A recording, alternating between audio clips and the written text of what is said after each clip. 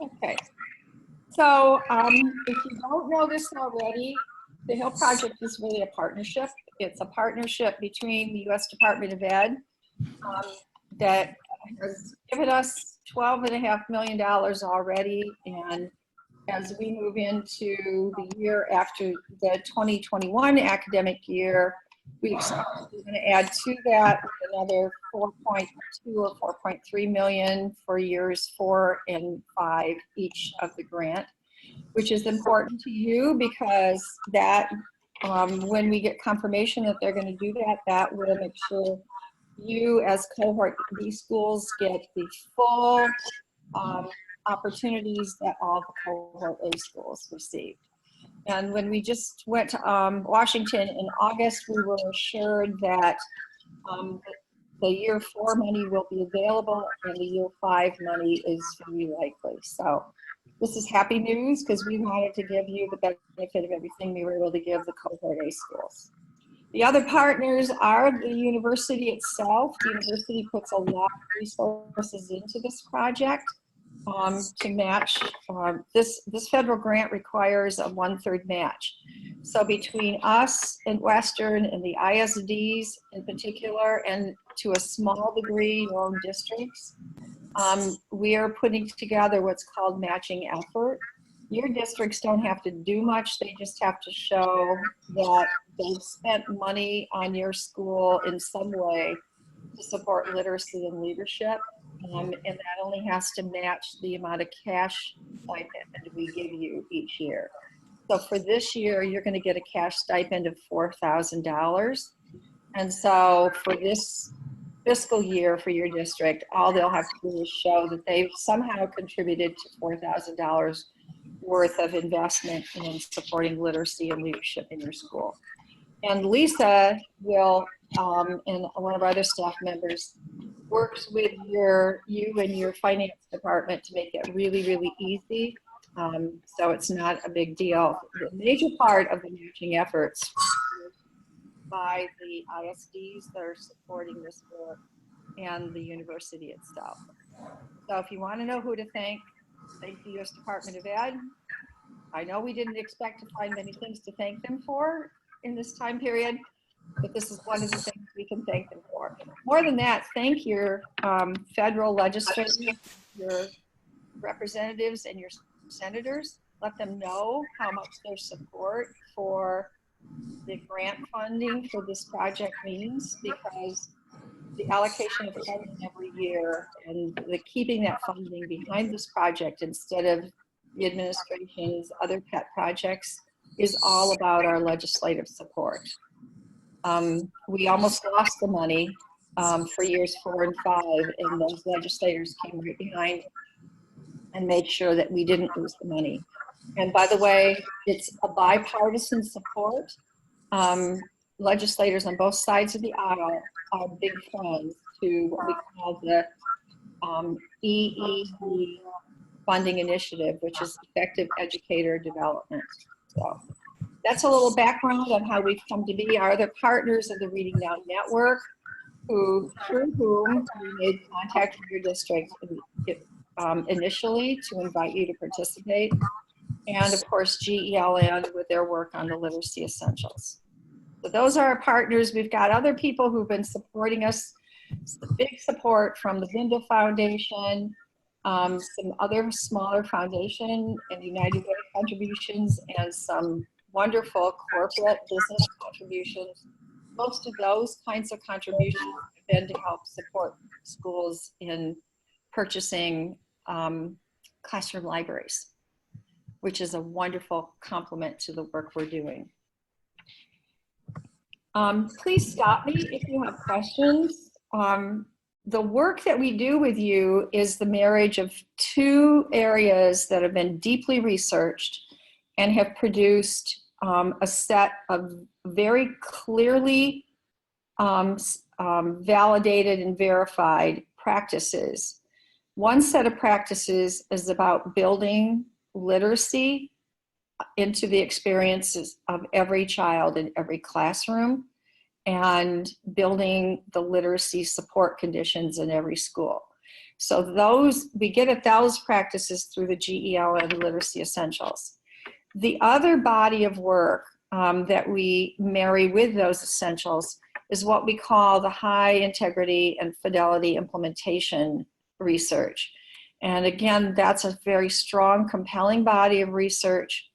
And what we've done is distill very specific practices, school-based renewal practices that you can use to make sure that you can implement the literacy essentials efficiently, sustainably, and with great fidelity to the underlying research-supported practices, but also great integrity to your particular school needs. So that's our work. That's the work we do with you. And these faces you're seeing in front of you are just 3 of the people who contributed to that body of work. But behind us is all kinds of people who have contributed to either the original research or the pulling together of that research. I know you recognize Nell Duke on the left. And on the right, you'll see me and my research partner, Dr. Zhenping Shen. Have any of you worked with any of Dr. Shen's projects in the past, either the learning-centered leadership or achievement-centered leadership projects? No, I haven't. Okay. Indirectly. Indirectly? Okay. Sturgis was a part of ACL. Yep. Okay, that's what I thought. Good. And who worked with you from Western? Who was your? So Derek Wheaton was part of it, obviously, and then Dr. Shen. Good. Support. Good. Okay. Awesome.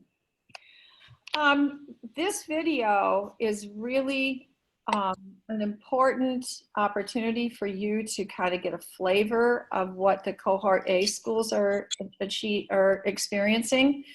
And it's a great way to just sort of get yourself mentally ready for what does it feel like to be a member of the cohort.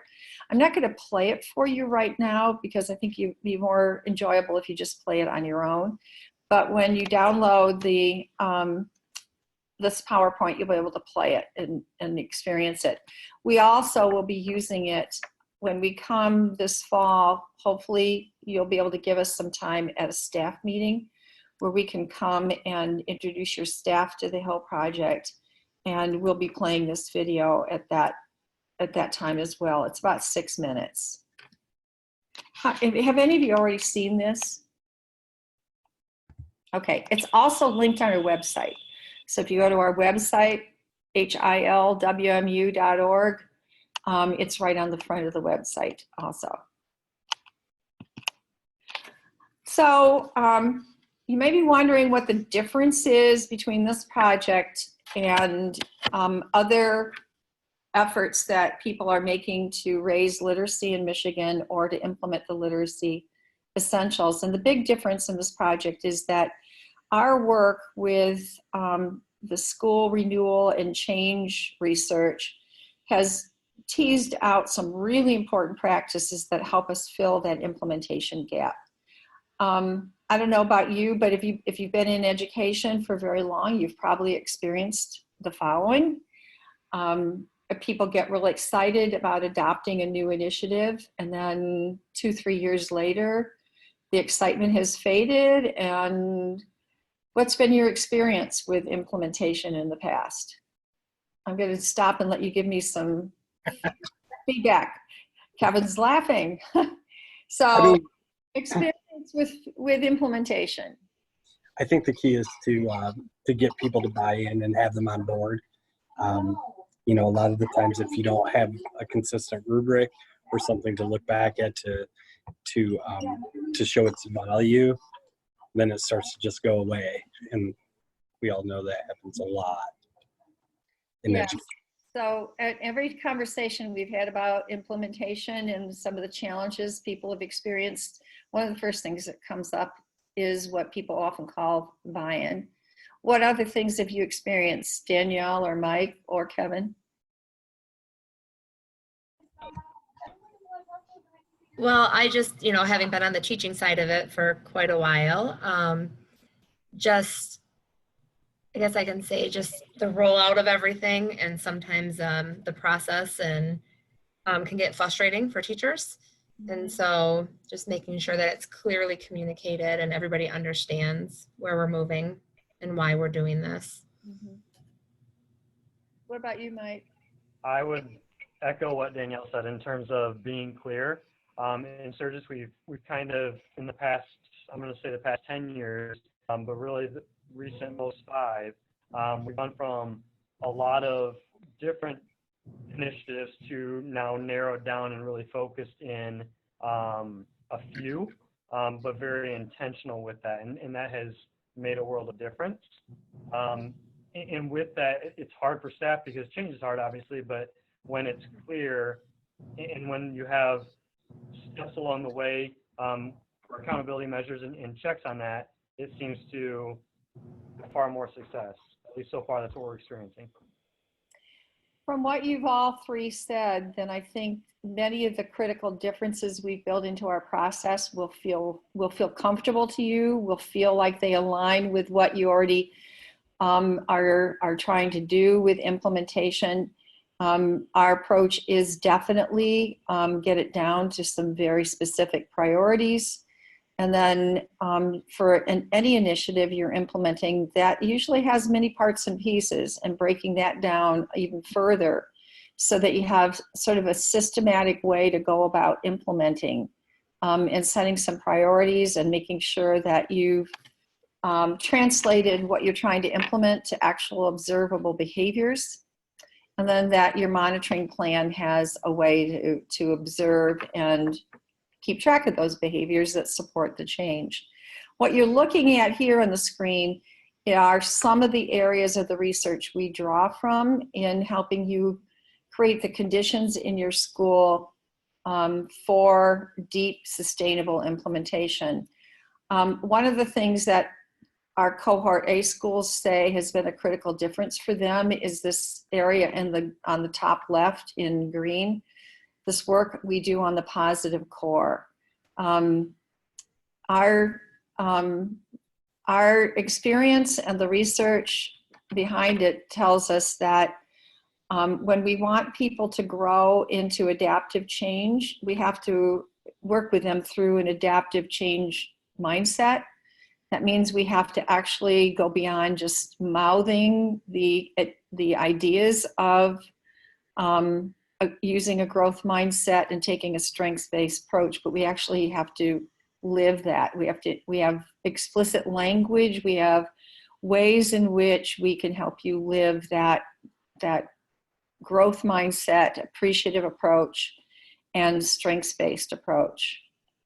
When the facilitator who works with you comes into your school, their first priority is to learn all your strengths in the area of literacy, to learn how you see your current status and your vision for literacy success, what strengths you have to bring to bear on that work, how you're using those strengths. So their whole job is to learn the best of your work and to think with you how you want to build on the best of your work and start accelerating your progress.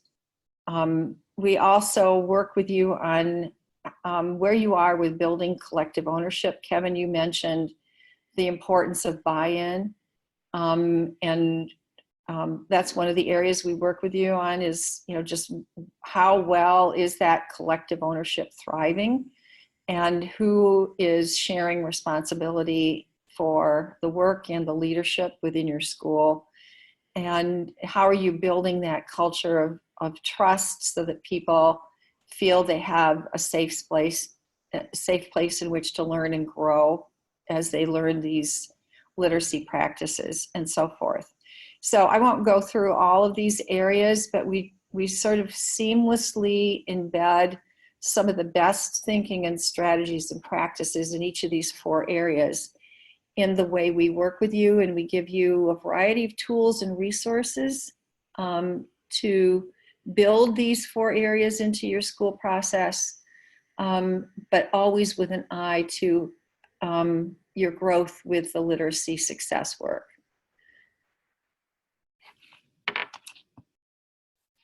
We've really got 3 simple goals, and we have measurement for all 3.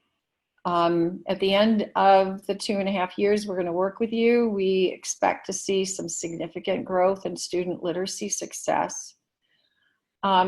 We hope to see that you've achieved whatever growth you want to achieve in the area of your shared leadership work. And that doesn't mean we're there to improve a principal or fix a principal. We're there to help the principal and the teacher leaders to expand the leadership quotient of your school.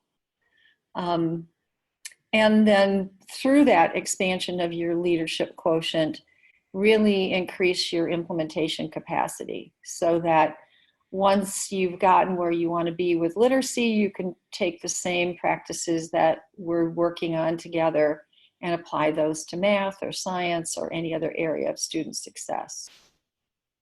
So we're not there to just go in and do some quick fixes. We don't see our participating schools through the lens of fixing. We don't think that schools need to be fixed. We think schools need to be supported in the adaptive, transformative growth that they're trying to make. And we go in assuming you've got a lot of good stuff going for you in these areas. And our job is to know what that is and build on it. So we do provide direct support. We provide facilitators, this little icon in the middle with the hands reaching out towards each other. We work hard with our facilitators to get them into a frame of mind that they're there to walk alongside you. They're not there to dictate to you. They're not there to tell you what to do. They're there to be a resource for you, help you think through where you are, where you're going, and how you're going to get there. We also provide literacy rounds. It's an adaptation of the instructional rounds model, and we help you think about how you want to embed literacy rounds as a practice within your school. But one of the things we'll do starting in January and February and March is we'll actually bring a team in to do your first baseline literacy rounds with you. We do provide you the cash money. The first year will be $4,000. And then given we get our full funding for years 4 and 5, you'll get $8,000 for each of those 2 years. So over 2.5 years, you'll get $20,000 to spend any way your school wants to spend to support literacy and leadership work.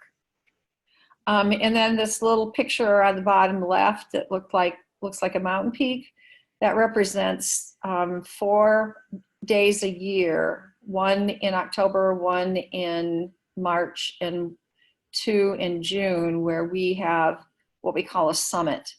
And we ask you to come to that with your school leadership team so that you can have an opportunity to get away, to co-create together your pathway forward, to interact with other school teams and share good practices and successes and strategies, and get further support from literacy experts and change experts.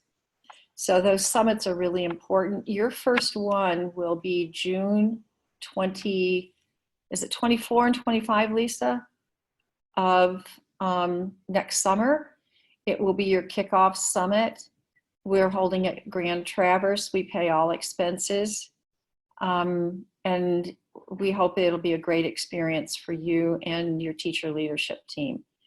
We have the funding to support 3 official teacher leaders at these summits. You're welcome to have as big a leadership team as you want, but we would like you to identify 3 teachers who can be the core of your leadership team for this work. Do you all have leadership teams at this time? Nope, not yet.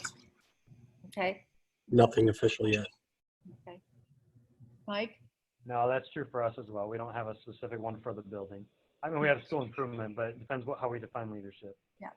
And some of our Cohort A schools had school improvement teams that decided to take on the literacy implementation leadership.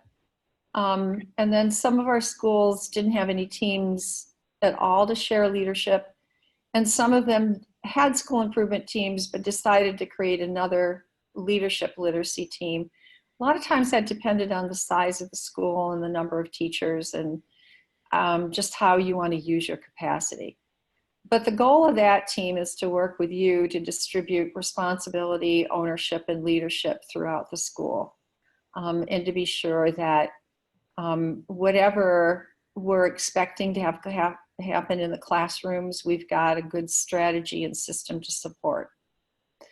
You know, the eye is always on where are we seeing change in the classroom, but that leadership team can be a great resource for figuring the best way to get to what we want to see in those classrooms.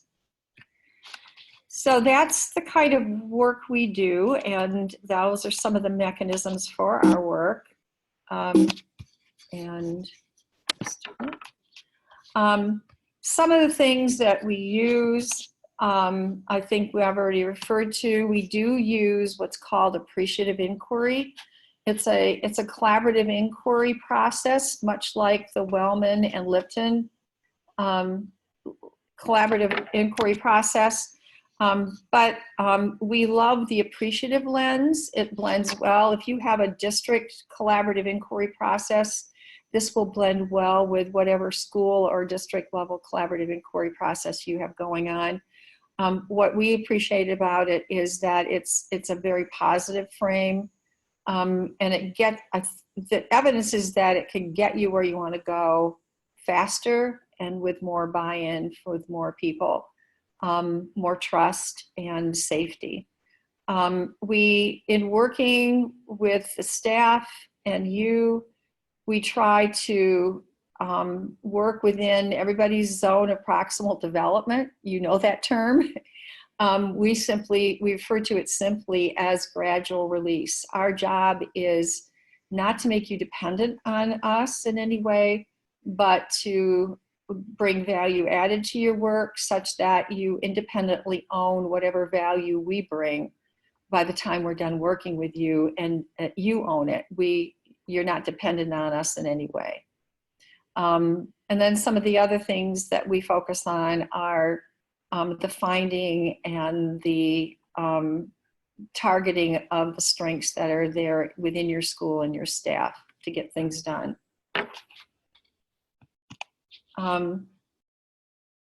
One thing that you'll hear often, we are using the words fidelity and integrity. So in anything we want to implement, there's some parts of what we're implementing that are important because they're research-based. They're the fidelity pieces. But also, when you try to implement a change initiative, often it's packaged in a lot of structural, technical ways.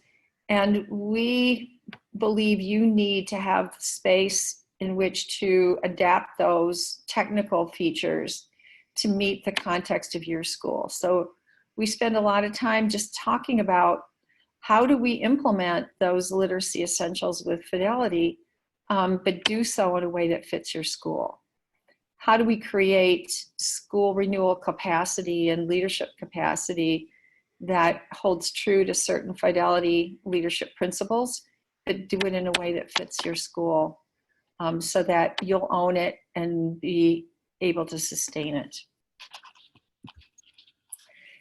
One of the things we're working on right now is identifying a possible match for you for a facilitator. So one of the things that Lisa will record right now is, do you have you have somebody in mind for a facilitator for your school?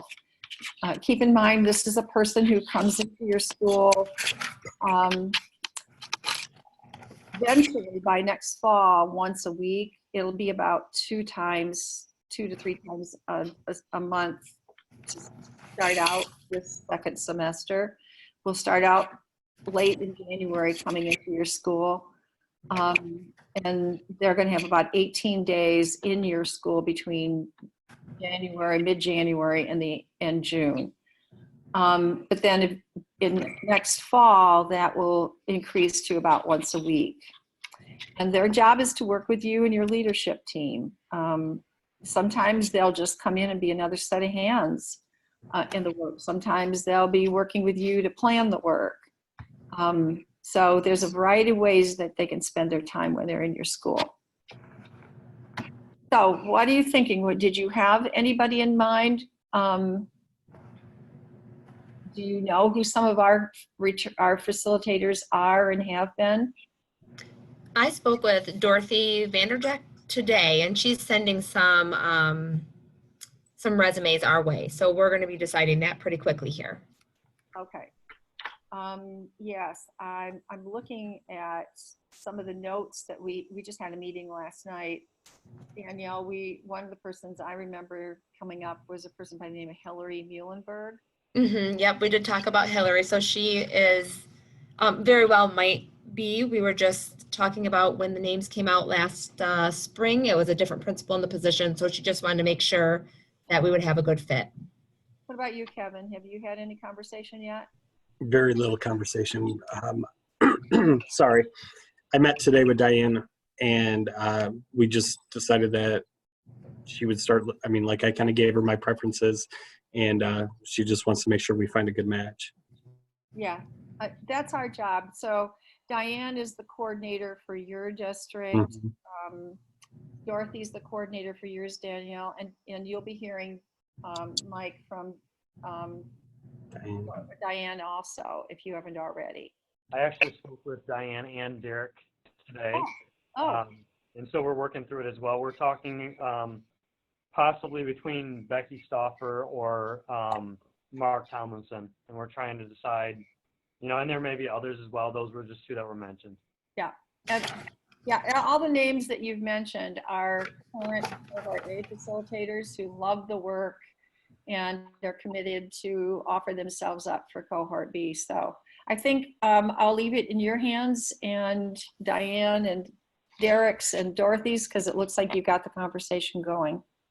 So Lisa, it looks like you don't have anything you have to do right now. Good thing, huh? So this slide just shows a little. Do you mind if I add one thing here? On the form that we had in the folder, there was an opportunity, there's a lot of information for you to fill out just in terms of making sure we have the right contact information and various things for your district. But there is also in there a question about if there was somebody from within your district or your ISD that you saw as a fit to do the facilitation work, as we would borrow their time or pay for their time to help that facilitation work within your district or ISD. So just to make you aware that that can be an option too, if your district hasn't or has not already thought about that, or if there's somebody else that is in your region that you feel like would be a good fit that you wanted to add to our list, there is an opportunity to have that person added to our list as well. Thanks, Lisa. This slide simply shows a little bit of our infrastructure. We have multiple layers of teams. We've got a project management team, a small one inside Western. We have a research team that supports the work. We have a coordinating team, and you're going to interact mostly with the coordinating team and the facilitating team. And then we have these relationships with the ISDs. Some ISDs we have a stronger relationship with, like St. Joe, Calhoun, K-RESA, Van Buren, Kent, Ottawa, Allegan. I might be leaving one out. If I am, I apologize. And other ISDs have been more on the sidelines, but every one of them has been supportive. So we talked about your school participation, and just remember it's our job to blend into your life. We're not expecting you to change your life to blend into ours, okay? And our facilitators are really good at that. If you want to know how you were chosen to be in the pool initially, you've all seen these statistical regression lines. And, you know, to make a long story short, we took all the school districts that had made a commitment to Reading Now Network. And then we used data from 2016, state data, and we put all schools on a plot line. And what we looked for were schools that were at or above the average free and reduced lunch percentages for the state. And then schools that had at least some room to grow, to perform in literacy assessments, at least commensurate with their demographic peers.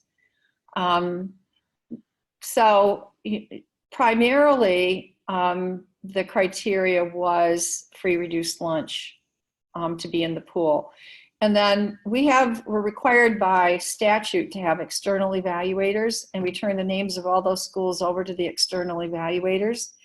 And they did their magic, statistical magic, and picked out a pool. And then they randomly assigned schools to either A or B. So that's how you got where you got.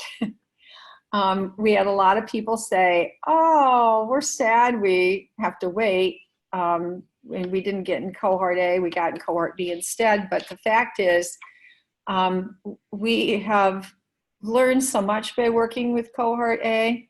I think you're going to get the benefit of all that learning. So in a way, it'll be worthwhile that you waited for it. We hope you believe that. And we do want to thank you for being patient and waiting for your turn. This slide just shows you some of the ways you can keep in touch with us, and you should. Did any of you receive today, I believe it went out today, an email from our HIL project with our latest publication? We do a quarterly publication called View from the Hill. You're nodding, Kevin, you got it? Yeah, I received it in an email today. I didn't look through it yet. Okay. Well, look through it and then just imagine your school's story being featured, okay? Perfect. Go to the website, imagine your school's stories being featured on the website, because that's what it's all about. We want to lift up the great work you're doing. We want to make sure that we help contribute to a public dialogue that appreciates all the hard work you're doing and the ways in which you're serving kids. So let us help you lift up your work and celebrate it, because that's part of what we're about too. So Lisa, I'm not sure. Oh, I see. So basically, here's the timeline just for the rest of this year. As soon as we get all the facilitators matched, and we hope to do that by the end of September at the latest, we want to begin in October making visits to school staffs. We're going to ask of you about a 20 to 30 minute time period at a staff meeting so that we can help you introduce your participation in the HIL Project to your staff, and give your staff a chance to tell us in their own words, what are their hopes and dreams for literacy for your school.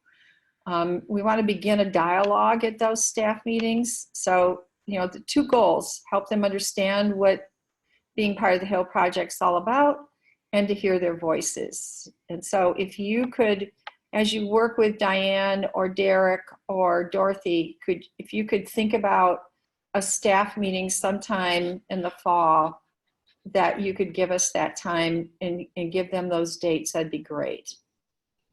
Then in the winter, starting in January, we'll come in and work with you to schedule and come in with a team to do literacy rounds. And we'll absolutely invite you and members of your district. Mike, I don't know if your superintendent's still sitting there or not, but please make sure that your district leaders know that they're welcome to participate in in these kinds of activities. We want them to be part of the partnership. And then, like I said, starting in January, your facilitator will not only be leading your literacy rounds team, but starting to come in and work with you. And then in June, we'll have your first summit where you can get serious with your leadership team about planning or finishing your plans for the following school year. Any questions about that startup process?